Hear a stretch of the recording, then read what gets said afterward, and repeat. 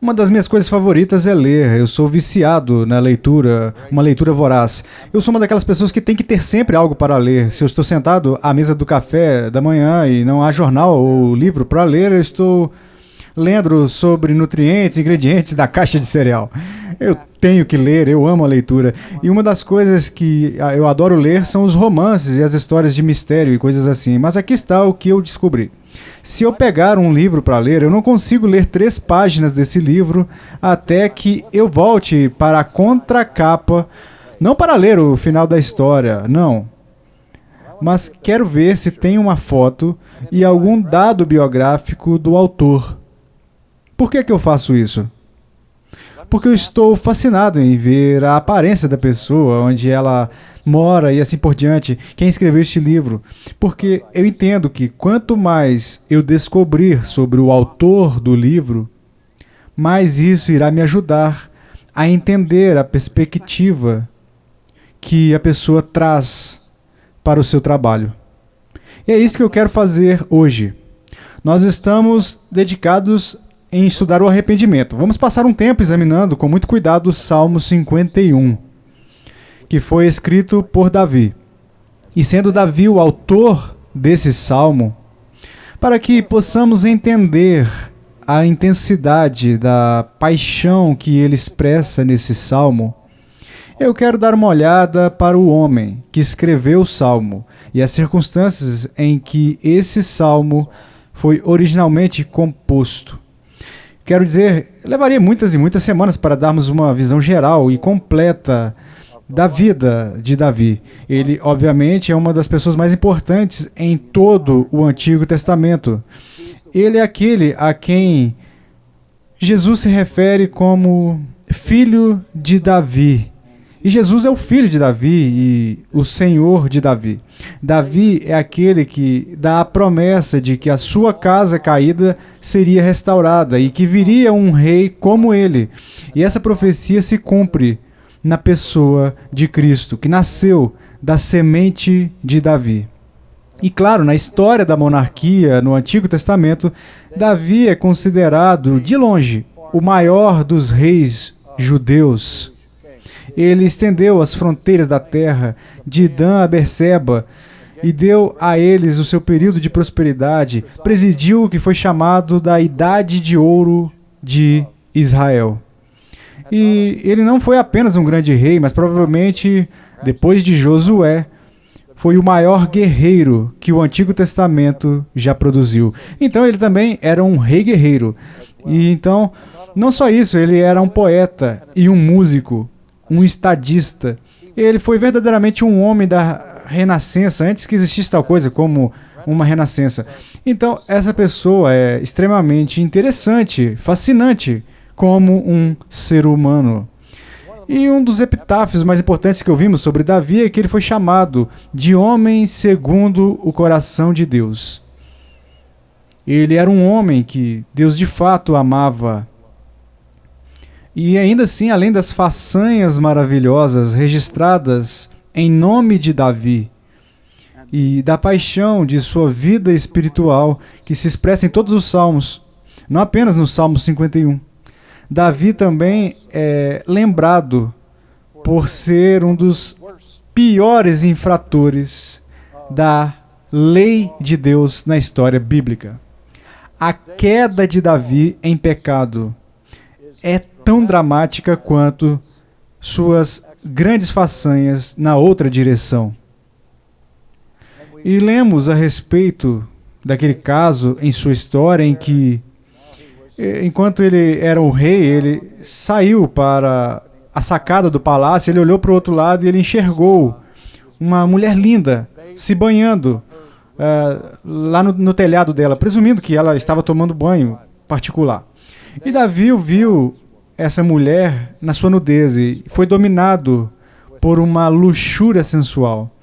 E ele simplesmente tinha que ter essa mulher. Ele queria. Ele enviou seus mensageiros e a convocou ao palácio real e entrou em um relacionamento adúltero com esta mulher, Batseba.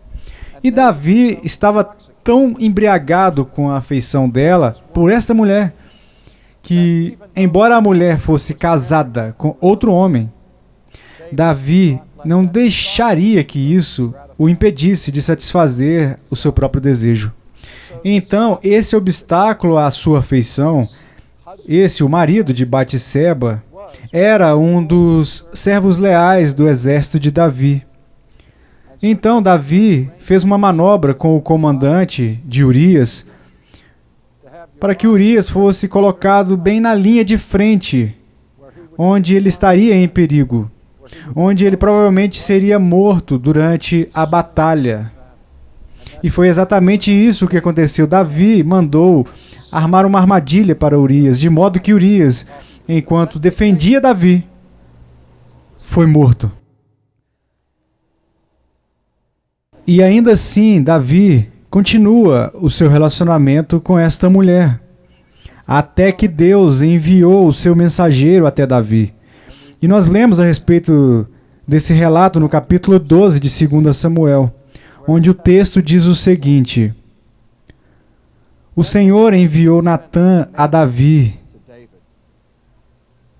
Chegando Natã a Davi, disse-lhe: havia numa cidade 2 homens. Agora, o que Natã está fazendo aqui é que ele está indo até o rei e ele vai contar uma parábola para Davi. Ele diz: rei, e quanto a isso? Havia 2 homens em uma cidade, um era rico e o outro era pobre. Tinha o rico ovelhas e gado em grande número, mas o pobre não tinha coisa nenhuma, senão uma cordeirinha que comprara e criara, e que em sua casa crescera junto com seus filhos. Comia do seu bocado, do seu copo bebia, dormia nos seus braços, e a tinha como filha. Então o homem pobre tinha uma cordeirinha, e aquela cordeirinha era tão preciosa para ele, que ele permite que a cordeirinha viva na casa com ele. Ela come na mesa com ele, bebe do seu copo, e ele a segura no seu peito com afeição, expressando essa afeição por esta única cordeirinha.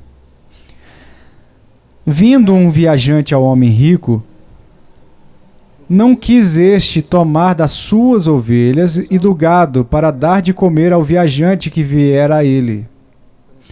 Mas tomou a cordeirinha do homem pobre e a preparou para o homem que lhe havia chegado. Esta é a história. E Davi reage a esta história com ira. Ele ficou irado com essa manifestação óbvia de injustiça. E o que ele disse? Então o furor de Davi se acendeu sobremaneira contra aquele homem e disse a Natã: tão certo como vive o Senhor,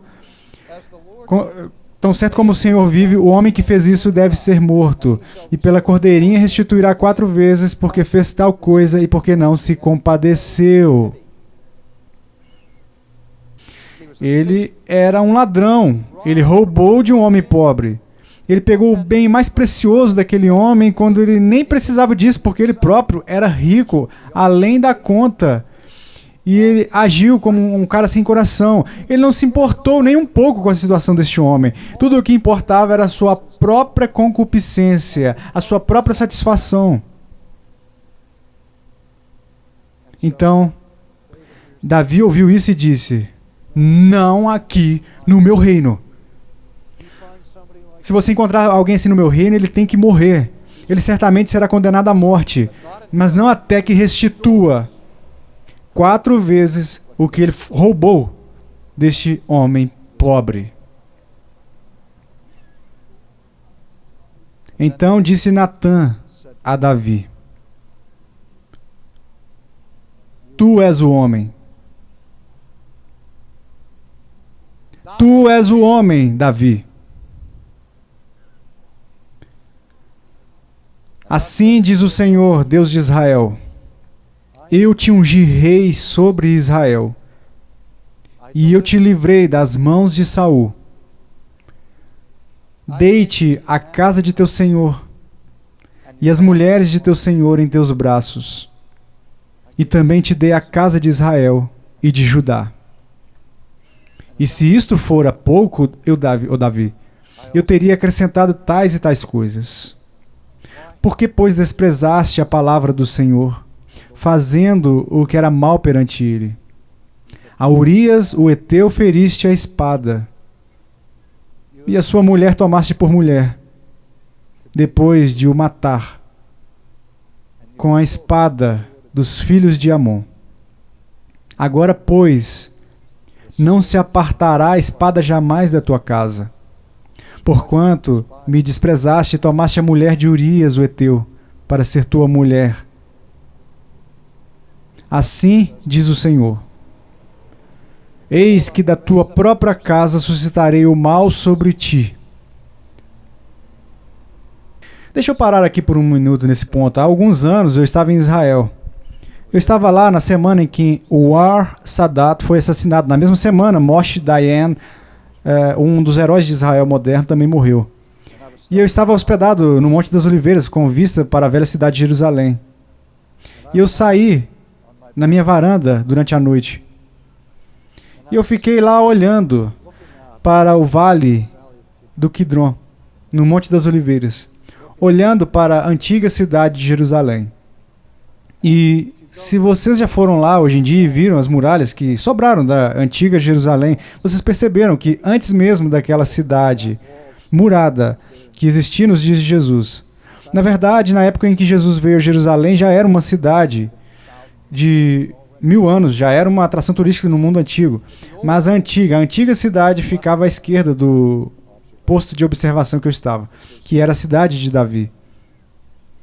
Enquanto eu estava lá, era como se eu estivesse conjurando imagens da história do Antigo Testamento, percebendo, eu estou em um local onde há 3000 anos alguém esteve aqui, ele poderia olhar o vale, e ele via figuras sombrias se esgueirando para fora da antiga cidade e descendo para o vale, tentando escapar do ataque dos rebeldes. E eu vi Davi fugindo com medo dos exércitos do seu próprio filho Absalão.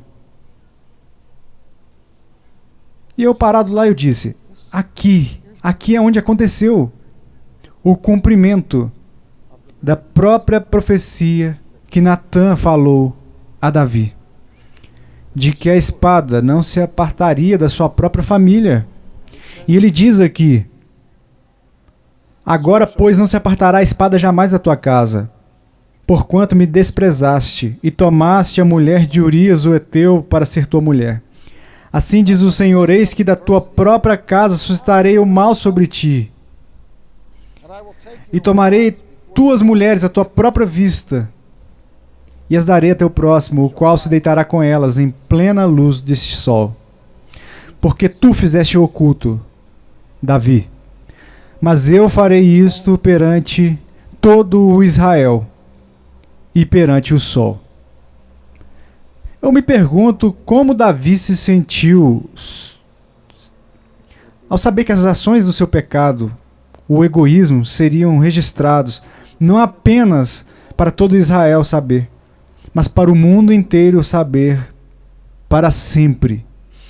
Você fala sobre usar uma letra escarlate, a letra A, estampada no seu peito por adultério. Aqui está com Davi. Agora minha pergunta é esta: como Davi respondeu? Veja, ele caiu em pecado, não porque ele, com malícia e premeditação, decidiu sair e procurar uma outra mulher. Ele simplesmente viu ela de repente. Talvez por uma questão de circunstâncias. Ele era um homem que tinha impulsos biológicos. Ele poderia dizer a Deus, Deus, o que você esperava que eu fizesse? Eu sou um homem. Eu tenho hormônios masculinos. Já vi a mulher mais linda do mundo tomando banho bem na minha frente à noite. O que o senhor quer que eu faça? Virar e correr, como José? Deus iria dizer que sim, é isso que eu quero que você faça. Fuja disso. Mas você não fez isso, Davi. Você permitiu que a luxúria queimasse em seu coração. E você começou a colocar combustível nessas chamas do seu coração. Você abraçou o seu pecado. Você alimentou o seu pecado. E mesmo que no começo isso te deixasse doente porque você sabia que estava violando tudo o que é santo e tudo o que é sagrado, você manteve o seu pecado. Com quem isso parece? Essa não é uma experiência isolada de corrupção humana, senhoras e senhores. Nós somos as pessoas, nós somos os homens, nós somos as mulheres culpados desse mesmo tipo de comportamento. De alimentar o pecado e permanecer com esse pecado e dizer dentro de nós mesmos e dizer de todas as maneiras pelas quais podemos justificá-lo. E fazer maldade, a maldade soar como se fosse algo bom. Essa é a nossa natureza como pessoas caídas. E eu tenho certeza que Davi jogou esse jogo em cada passo no caminho. Ele teve que justificar o seu pecado para a sua própria consciência. Aí ele permitiu que o seu coração se endurecesse pela constância do pecado. Quantas vezes a Bíblia fala a respeito do endurecimento do coração? O coração fica cauterizado pelo uso excessivo do pecado.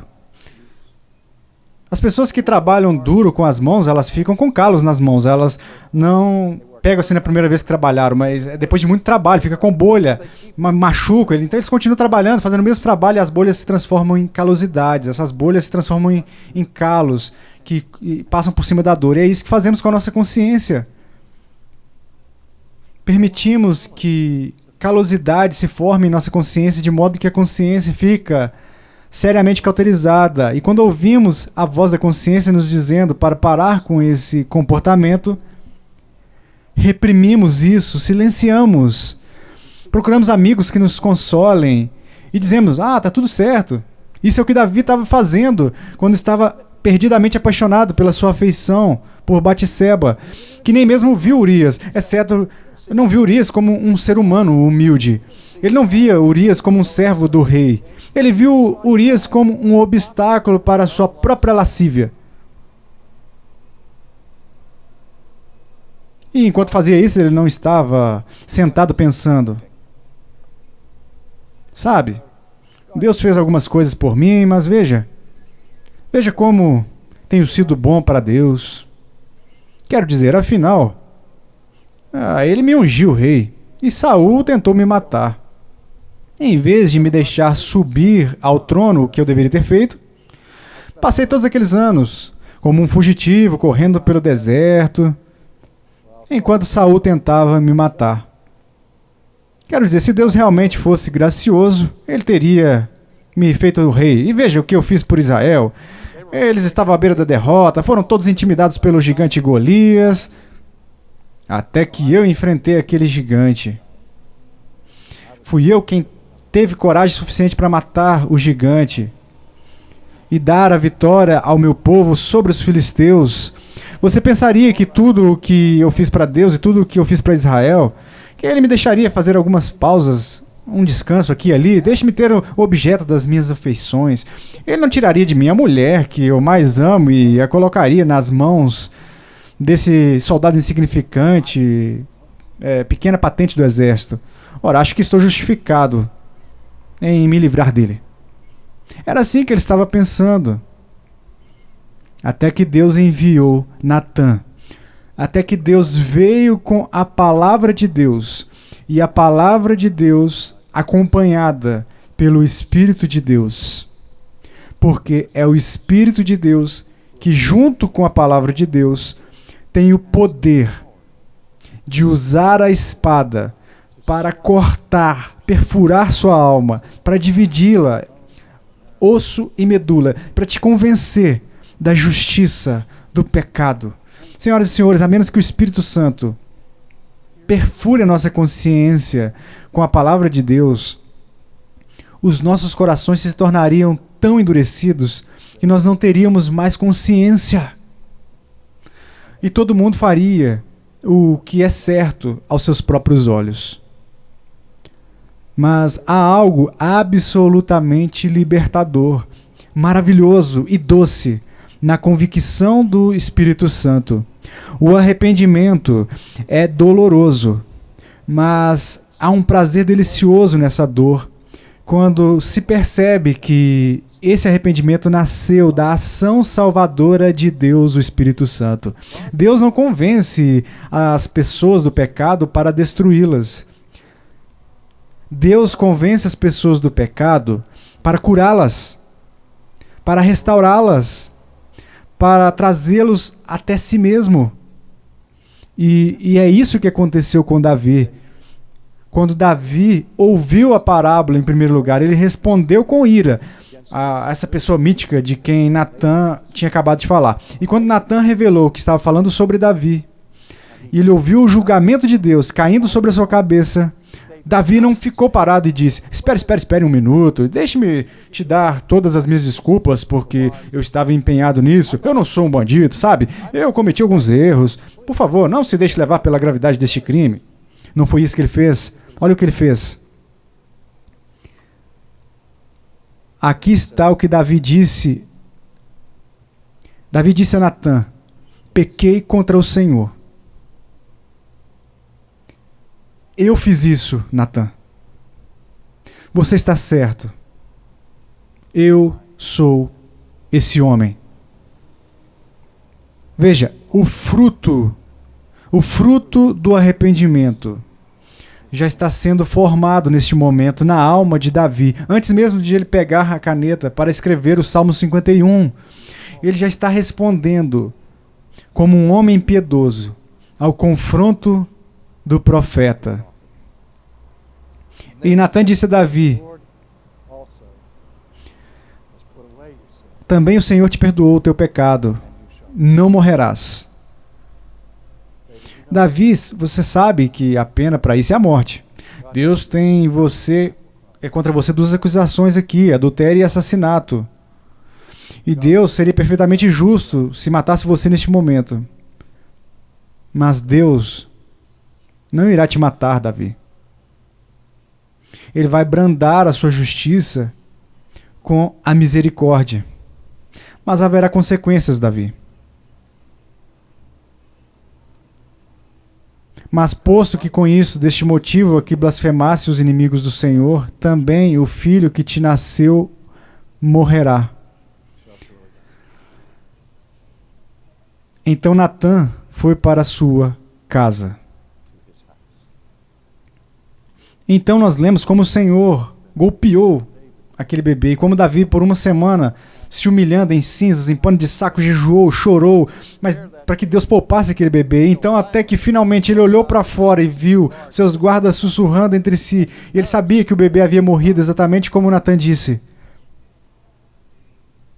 E quando ele ouviu a palavra, o que é que ele fez?